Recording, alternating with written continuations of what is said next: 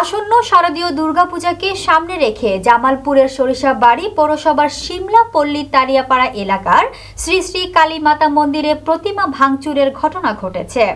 Channel H এর জামালপুর জেলা প্রতিনিধি আজিজুর রহমান চৌধুরী রিপোর্টে থাকছে বিস্তারিত।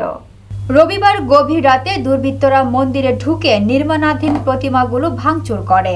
সোমবার সকালে স্থানীয়রা প্রতিমাগুলো ভাঙা অবস্থায় দেখে পুলিশকে খবর দেন।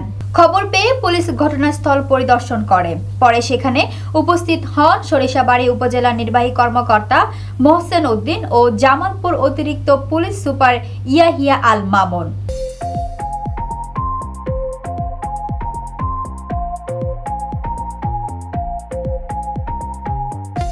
স্মার্ট সামাজিক বাজার, নিত্য প্রয়োজনীয় পণ্য ন্যায্য মূল্যে ঘরে ঘরে।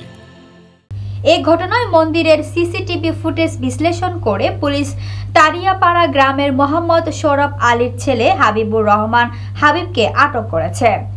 ঘটনার পর হিন্দু সম্প্রদায়ের মধ্যে তীব্র ক্ষোভ ও উত্তেজনা ছড়িয়ে পড়ে।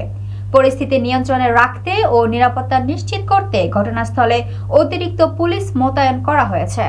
আমরা এটা ভোরে খবর পাওয়ার সাথে সাথে পুলিশ দ্রুত এসে সিসিটিভি ক্যামেরা পর্যালোচনা করে শনাক্ত করে আমরা একজনকে ধৃত করে থানায় নিয়ে যাই এবং আমরা স্থানীয় যারা আছে তাদের সাথে আমরা কথা বলি, মত বিনিময় করি এবং দুর্গাপূজার যে আবহাওয়াটা আছে, উৎসবের আবহাওয়াটা যেন থাকে সেটা নিশ্চয়তার জন্য আমরা স্থানীয় রাজনীতিবিদ যারা আছে তাদের সাথে আমরা কথা বলি এবং